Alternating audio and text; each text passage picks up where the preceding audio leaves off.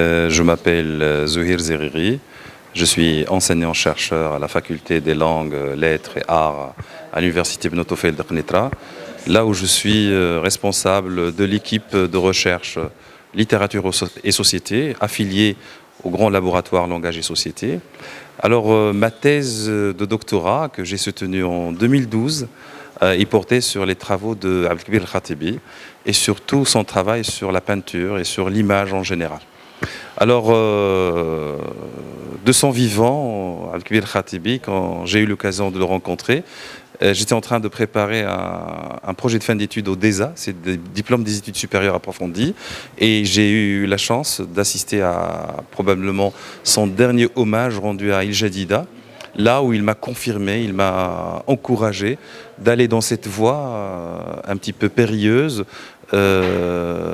qui s'éloigne un peu des sentiers battus de sa pensée.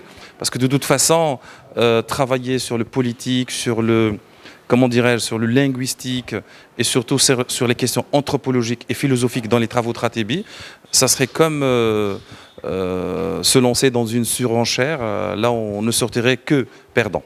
Et donc moi j'ai préféré travailler sur son côté pictural, son travail de scribe pour la peinture marocaine et surtout pour la culture visuelle, la culture visuelle marocaine. Entre autres, je travaille sur la culture judéo-marocaine. Alors, Khatibi essaye un petit peu de dresser un bilan civilisationnel de notre civilisation marocaine à travers un aspect visuel. Pourquoi? Parce que les autres aspects, selon lui, ils étaient pervertis. Par exemple, si on prend par exemple l'anthropologie, on ne peut pas parler après la grande philosophie occidentale. Mais par contre, en travaillant sur l'image, on peut aller chercher ce qu'il a appelé dans civilisation marocaine les paradigmes d'identification de la culture marocaine. Par exemple, on peut travailler sur le tapis. Et à travers le tapis, détecter l'identité civilisationnelle marocaine.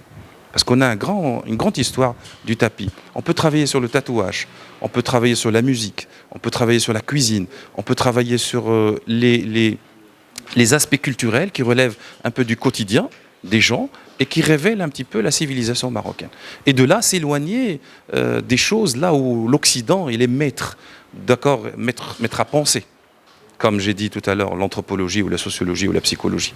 Donc voilà ce qui m'a intéressé dans le travail de Khatibi et que j'ai développé à travers son travail fait autour des peintres marocains, comme Chaibi Atalal, comme Ahmed Cherkaoui, comme Jilali Gharbaoui. D'ailleurs, il a écrit en 80, ça a été réédité en 85, mais il a été publié en 1976.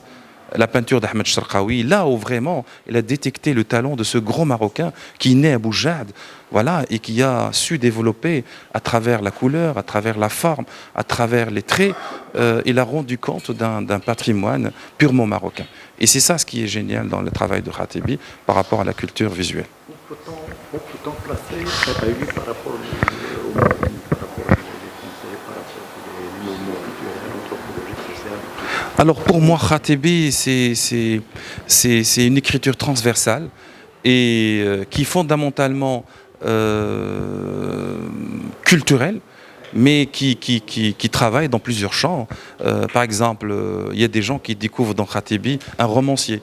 Parce qu'à travers Pèlerinage d'un artiste amoureux, à travers Un été à Stockholm, à travers beaucoup d'autres romans, même La mémoire tatouée, on peut le considérer comme un roman autobiographique. Il y a d'autres qui le trouvent comme un homme politique.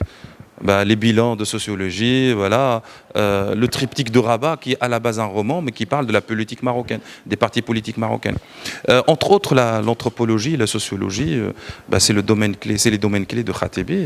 Il était le responsable du LURS, voilà, donc Institut de recherche universitaire, et il a, comment dirais-je, il a accompagné pas mal de sociologues, entre autres notre ami Farid Zahi, mais aussi Fatima Mernissi ou d'autres. Considérer que ces écrits ou bien ces pensées sont toujours actuels.